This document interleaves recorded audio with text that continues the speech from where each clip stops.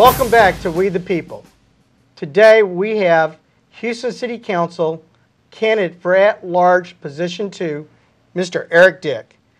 Eric, we were just talking about supporters. Can you share with us who some of your endorsers are on this race? Absolutely. Some of my larger endorsers are Harris County Treasurer Orlando Sanchez and Harris County Commissioner Steve Raddick.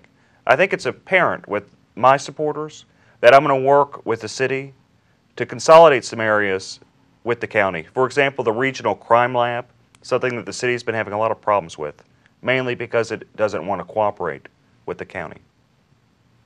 Well, I know they've always talked about the rape kits, for example. That was discussed in the 2009 race. I know the mayor brought it up. Have we made any progress on that? Hardly. No major progress. Instead, we've figured out ways to make it more expensive to live in the city. And instead of doing, the things we're supposed to do, the core aspects of city services, we've found, we've created, increases in taxes. And we found actually a way to go outside the lockbox, as their mayor refers it to, with the drainage fee. Like with the drainage fee, revenues are supposed to be set aside for infrastructure, for drainage. But we managed to spend $1 million of that on bike trails. I can't seem to figure out a way that how bike trails will relate to drainage. Can you? Well, is the drainage fee, is that considered an enterprise budget item? I don't know. I don't believe so. I don't believe so. Because, the city tends to do that, like with water. They try to take money from enterprise funds to put it in the general fund. You're not supposed to do that kind of stuff. Even at the state level, they do that with the fuel tax. I mean, if it's set there for a purpose, leave it alone. The federal government does it with the Social Security now under the Bill Clinton administration. It is set there for a specific reason, and you're not to touch it. Now, we got into this whole drainage situation because that was a topic item in 2009 because the prior administration, Mr. Bob Lanier, for example, we were supposed to fix a lot of this drainage problem because it does flood here in Houston. Oh, yeah. And it never got done right. If you talk to some of the retired civil engineers, or even better yet, one that was not in charge of public works, but was at a higher level that could really talk about it. They have their own private companies now, and they talk about the problems like this. But going back to these supporters, you mentioned the two, they're both Republicans. You're a conservative. Have you been able to harness maybe some Republican SD chairs or precinct chairs for your race? There have been numerous precinct chairs that are supporting me. I don't have a list. Maybe I should have brought a list, but I do have numerous precinct chairs. I didn't see them on your website. It's always nice to see those individuals because that's the heart of that party as well. I'm sure the Democrat Party is the same.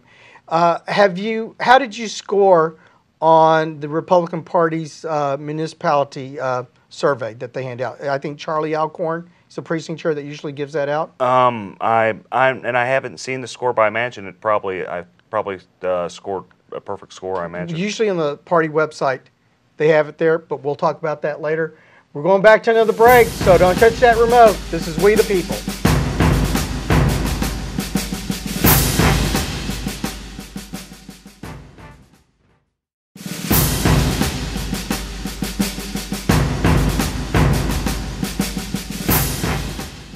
Welcome back to We the People. Eric, earlier I talked about the Harris County Department of Education. I'm a trustee. I've been there since 2007. I've used the effective tax rate over the last few years. Times are tough out there. The economic problems that this country is facing down to the local level, and I still believe that the city is not a business-friendly city, so we're not generating the revenue we really need to generate. What are you going to do about property taxes? Okay. There's no reason to increase property taxes. In fact, if anything, we'd want to look to lowering property taxes. The city, it has a spending problem. It doesn't have a revenue problem. It needs to focus on the core aspects of government. Pick a few things, do a good job at it, instead of finding more and new frivolous ways to spend the money it does have. Well, let me tell you what they did under the Bill White administration. They would have a tax rate. And during those Bill White years, the tax rate, they would adjust it and lower the tax rate, but appraisal values were skyrocketing. So in a sense, Bill White and that city council, in most cases, even the Republicans, were voting for a tax hike every year. Because if that tax rate went down just a small percentage and those appraisal values went up, the city was collecting more money. When in fact, when they skyrocket up, you've got to dramatically drop that tax rate so you can lower the property taxes. Now, for our case the other day, appraisal values have been going down. So we were trying to keep the effective tax rate, but we found out, well, things may be getting a little bit better. So what we did, there was a motion made, I seconded it after I discussed it for a while, and we decided to keep the same tax rate, which was lower than the effective tax rate that was proposed earlier. So now Harris County residents are going to pay less taxes than they did last year.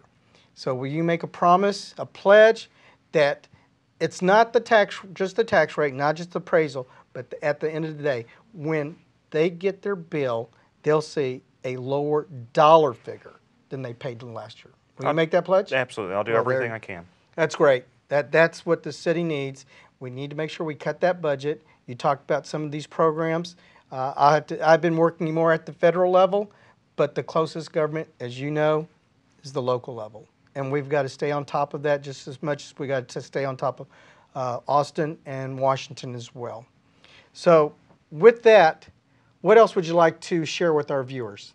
Well, I love Houston. I absolutely love the city. I've lived here all of my life. You know, I love everything about Houston. It has a large diversity. The food here is fantastic.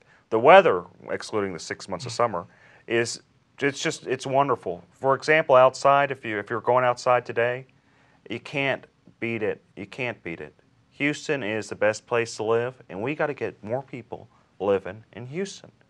We got to get more people living here.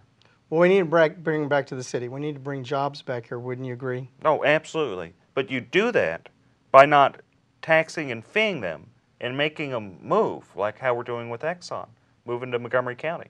Well, since you have so many signs out there, what do you think about some of the sign ordinances that are there? I was very much against a lot of those because it was hurting businesses. What I find interesting is that an apartment complex cannot have a sign out that says for rent, right? And it's their own property because it's, visual pollution. Yeah, that's a joke. It's an absolute joke, right? We need to encourage business, not try to find new and different ways to make things more difficult. Well, at the end of the day, our residents just need to make a living. And with terms that come from certain sites, like you just said, what did you call it? Visual pollution? That's what they call it. Peter Brown used to call it litter on a stick for some of these signs. That's how you get people's attention. That's how you get people into your building able to sell your product or your services. And that's what this town is. That's what this town used to be about.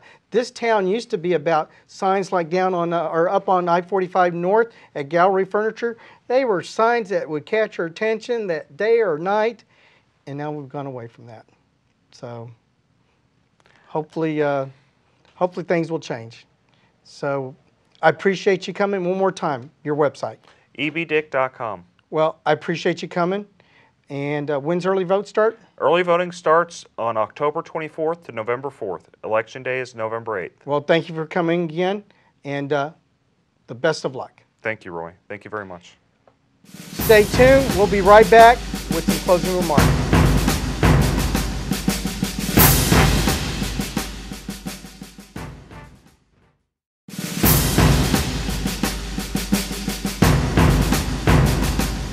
Welcome back to We the People. Our next show will talk about the recent presidential debate in Las Vegas, Nevada. If you have any comments about today's show, please call me at 713-320-8167.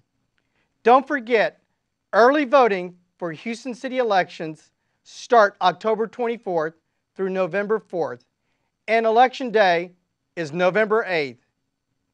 I'm Roy Morales, protecting and defending our Constitution and liberties.